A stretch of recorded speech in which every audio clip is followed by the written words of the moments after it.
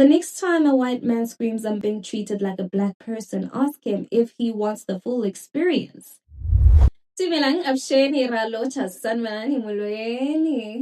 everyone, I'm Naledi Mfoloe and this is ANC, the African Diaspora News Channel, where the global black voice speaks without fear or filter. Now, today we're talking about a plane ride, a white man named Johnson, and the 5 words that made every black person roll their eyes so hard that we started seeing our ancestors, and that is, "I'm being treated like a black person." And this is not after being arrested, by the way, not after being assaulted. No, he screamed that after he lost control, verbally attacked a black flight attendant and threatened violence, and also was finally taken away on a stretcher. Now, let's watch the clip and come and discuss. No, we don't need to talk about. I didn't call the cops. I didn't do anything. I didn't do anything wrong. My bag's in storage. No, it's fine. Hey folks, if you cannot find that space, just turn around. Either you call the cops and I'm calling the cops on you and I'm hiring a lawyer, or you're don't touch me. I did nothing wrong. Hey, sit down, man. Sit your ass down. Yeah, you can do it. Hit me! Hit me! I want you to move. You better wipe to stop you. Hit me! You're a loser! You're trying to get somebody to get that. You're a loser! He's a loser! Oh, you're fighting me over him? He's trying to fight me! You're a loser! You're a loser! You never did this! You're a loser!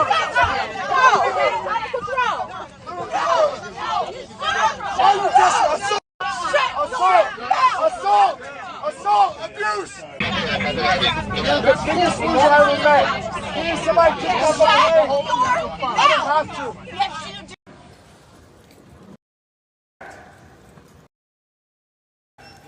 I'm being treated like a black person right now.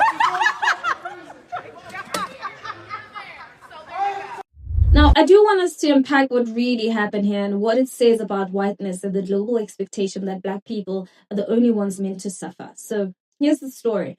A man named Johnson is on a commercial flight in the US when he begins to unravel, and it's all caught on video, right? He starts by threatening a black male flight attendant, shouting that he'll call the cops and hire a lawyer. And then he turns to an older black male passenger and lunges over his seat like he's in an UFC match and yells, "Hit me," right? And then later, a female flight attendant, half his size, tries to de-escalate and he won't listen. And eventually he's shoved off the plane to the applause of fed up passengers. But even on the jet bridge, right, he's still raging. And then in the middle of all that chaos, out comes this nonsense where he says that he's being treated like a black person. And you see what this man just did? He committed violence, then played victim, and finally compared himself to black suffering, as if black people are the default, right, for mistreatment. He knows what being black means, and he sees it as punishment. And let me tell you something. This wasn't just a meltdown. It was a temper tantrum soaked in white privilege. He thought everyone on that plane existed to serve him. The black flight attendant meant to obey him. The black man behind him meant to fear him, and when they didn't, he exploded.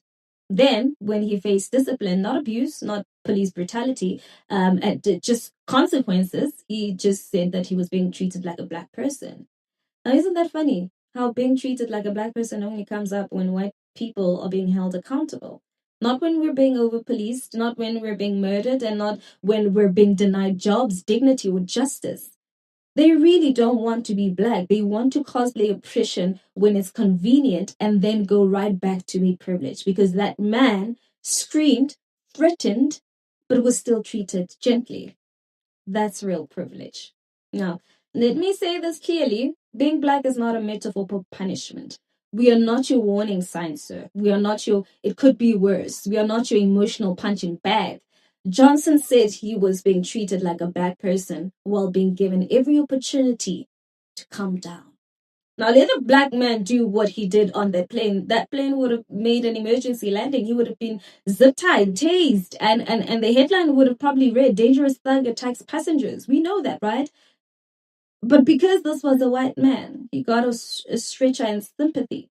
And what shocks me is how global this is. In South Africa, we know this energy too well. White customers who raise their voices in restaurants, white people who think black employees must bow, must smile, must apologize. And when they don't, suddenly it's unsafe. Or worse, they weaponize the police, the system, the law, because they know it was built for them. Just like Johnson knew deep down that saying he was being treated like a black person was trigger for people. That it would get attention, that it would spin the story in his favor, because in this world, black pain is currency, and white men have always known how to cash in on it. So let me end this with saying that to all the Johnsons of the world, no, you weren't treated like a black person. You were treated like a white man, finally facing consequences.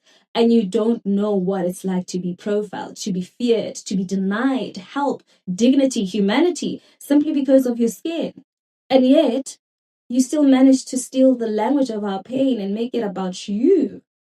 So the next time a white man screams, "I'm being treated like a black person," ask him if he wants the full experience, which is the discrimination, the fear, the generational trauma, and the silence. Because black people don't get to scream on plays. We don't get Instagram pity, right? We get punished, and that is just the reality of things. Now, with that being said, I'm Naledi Mfoloe, and this is ADNC, where our truth is global, it's powerful, and unapologetically black. I do want to hear what your thoughts are on this. Please, let's continue the conversation in the comment section. And while you're at it, don't forget to give this video a thumbs up. That's it.